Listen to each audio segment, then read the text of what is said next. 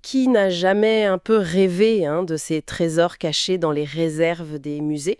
Surtout ces œuvres sur papier, si fragiles qu'on les voit quasiment jamais.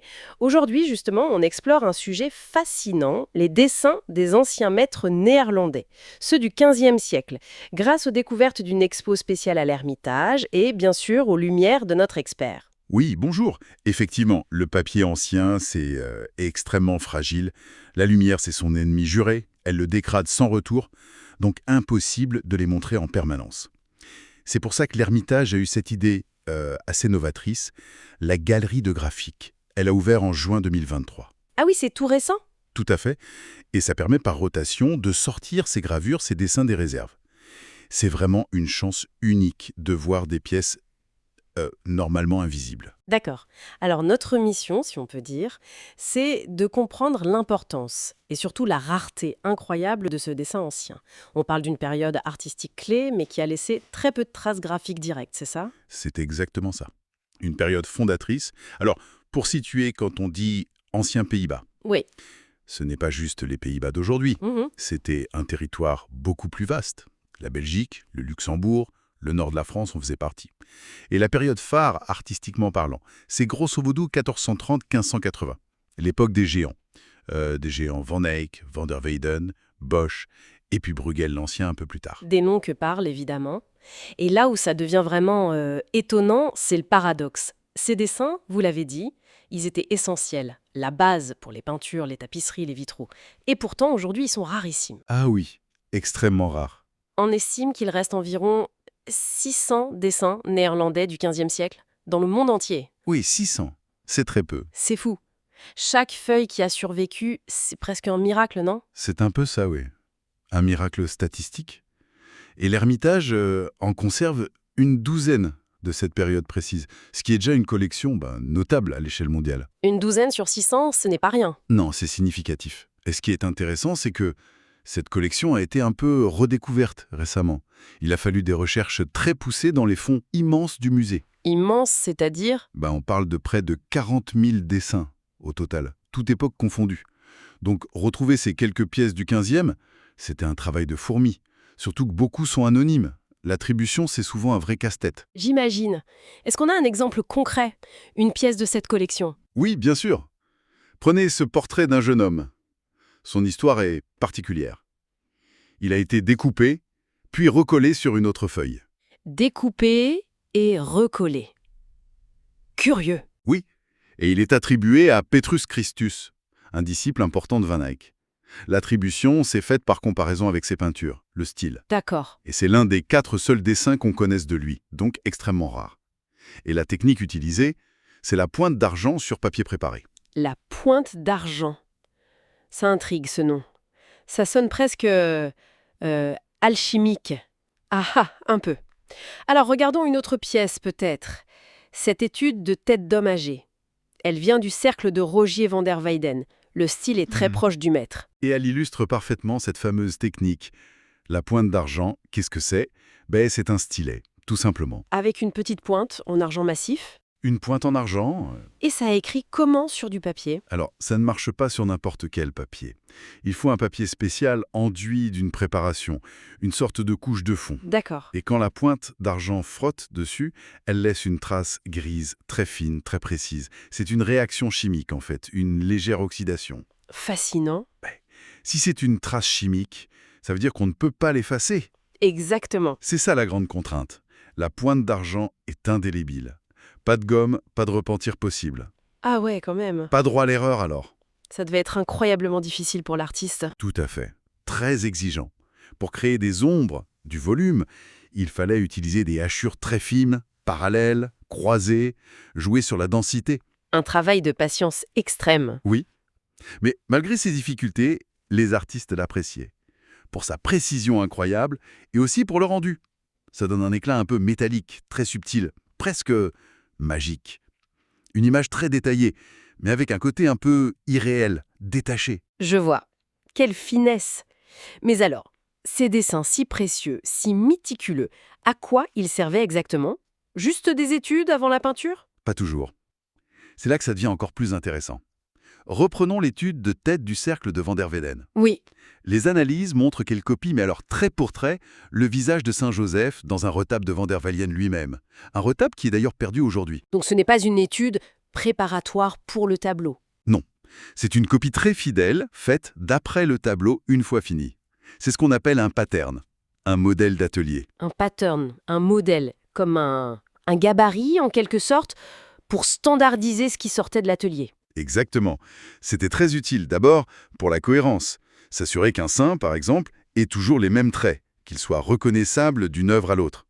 C'était important pour la marque de l'atelier, si vous voulez. La marque Van der Weyden, oui. Voilà. Et puis, ça servait de modèle pour les assistants. Quand il y avait des commandes de répliques ou de variations sur un même thème, hop, on sortait le pattern, ça garantissait une certaine qualité, une identité visuelle. C'est passionnant. Ça révèle toute l'organisation de l'atelier derrière l'œuvre. Alors si on essaie de résumer un peu tout ça. Oui. On a donc ces œuvres sur papier, hyper fragiles et du coup rarissimes. Ces dessins néerlandais du XVe siècle, ils avaient un rôle clé dans la création, même s'il était un peu caché. La technique de la pointe d'argent, si exigeante, nous montre une recherche de précision absolue, presque obsessionnelle. C'est vrai.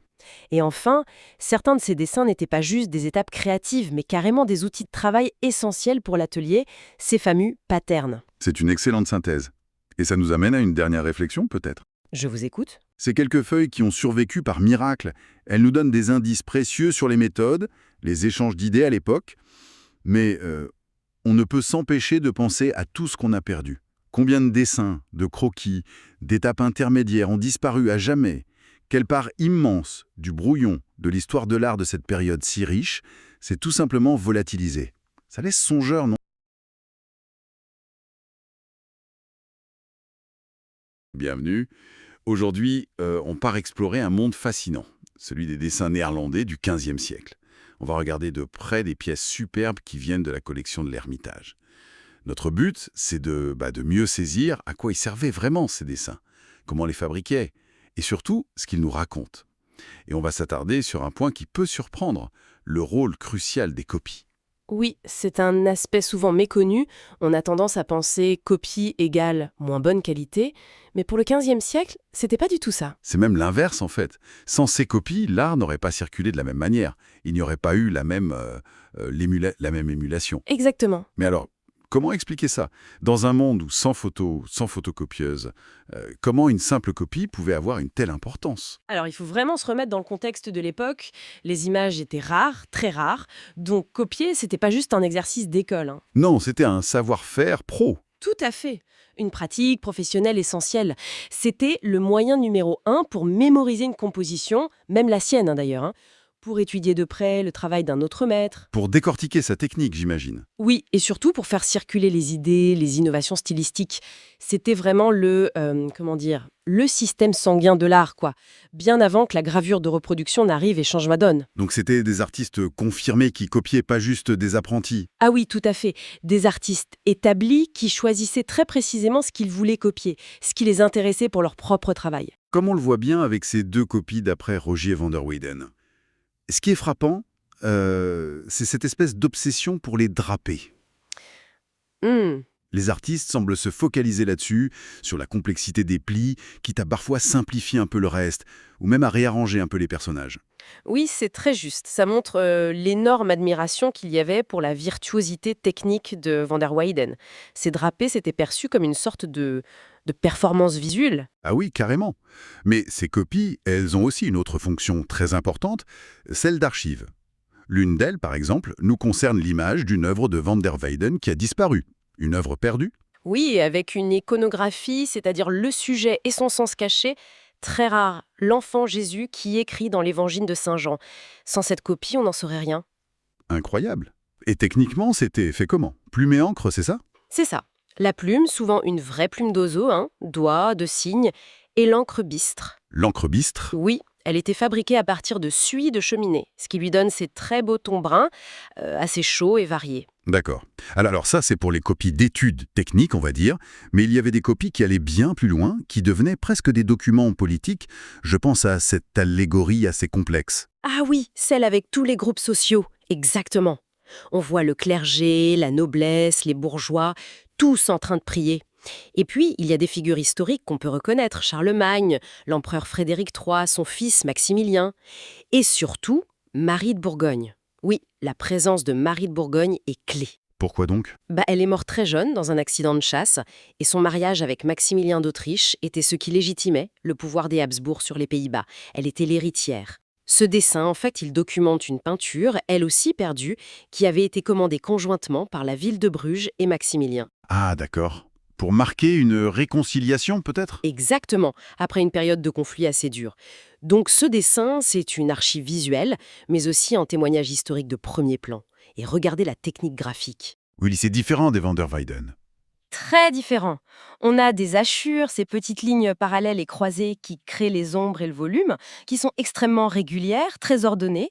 Ça annonce déjà un peu le style plus graphique qu'on trouvera au XVIe siècle. Passionnant. Et à côté de toutes ces copies, il y a aussi les dessins originaux, bien sûr. Même s'ils sont peut-être plus rares ou plus difficiles à identifier comme tels. Oui, c'est souvent le cas, mais on a des exemples exceptionnels, comme ce dessin des sculpteurs sur bois dans leur atelier. Ah oui, celui-là est incroyable. C'est une scène de genre, une scène de la vie quotidienne, ce qui est déjà rare pour l'époque. On voit l'atelier, les outils, les établis, les vêtements des artisans. C'est une vraie fenêtre sur le passé. Et sa forme est bizarre, non? Toute découpée? Alors cette forme, justement, c'est probablement la clé pour comprendre sa fonction. Il s'agit très vraisemblablement d'un dessin préparatoire, un projet pour une miséricorde. Une miséricorde? Qu'est-ce que c'est? Ce sont ces petites consoles sculptées qu'on trouve sous les sièges rabattables, dans les stalles des églises, là où s'assoit le clergé. Quand le siège est relevé pendant les longs offices, on pouvait discrètement s'appuyer sur la miséricorde. Ah, d'accord, je vois. Donc c'est un document rarissime sur ce type de commande très spécifique et sur le travail de la sculpture sur bois à l'époque. Et parfois, sur ces dessins, on trouve aussi des marques de collectionneurs. Comme le P couronné. Oui, celui de l'empereur Polière de Russie, par exemple. Ces petites marques racontent toute l'histoire du dessin, son passage dans de grandes collections au fil des siècles. C'est une autre strate de lecture. On arrive presque à la fin de notre parcours, aux portes du XVIe siècle, avec une œuvre qui fait le lien. Elle est liée à Jérôme Bosch. Oui, enfin, pas directement de sa main. C'est une copie ancienne, mais très fidèle d'un dessin de Bosch qui, lui, a disparu. Et là, on reconnaît tout de suite son univers. C'est fantastique, cauchemardesque. Je vois un nain sans bras avec une tête énorme, une tête humaine qui sert de coque à un bateau infernal, des armes géantes qui attaquent des gens. C'est du Bosch pur jus. Absolument. Et cette feuille est très importante parce qu'elle préserve des motifs, des inventions de Bosch qu'on ne connaîtrait pas autrement. Elle témoigne aussi de l'immense popularité de Bosch, de son vivant et juste après sa mort. Les gens copiaient ces idées folles. Oui, il y avait un atelier autour de lui, des suiveurs qui reprenaient ces thèmes. Et le style même de Bosch, très rapide, très esquissé pour jeter ses idées sur le papier, c'était quelque chose d'assez nouveau à l'époque. Ce dessin, il fait vraiment la transition vers l'art de la Renaissance. En fin de compte, cette exploration nous force vraiment à revoir notre jugement sur les copies du XVe siècle. Ce ne sont pas de simples imitations sans âme. Non, loin de là. C'était des outils indispensables à la création, à la formation, à la diffusion. On a vu aussi que le dessin servait à énormément de choses. Étudier un maître, communiquer un projet politique, archiver une œuvre perdue, préparer une sculpture. Chaque feuille est une mine d'informations sur l'art, la technique, l'histoire même. Tout à fait. Et ça ouvre une question intéressante, peut-être pour réfléchir un peu plus loin.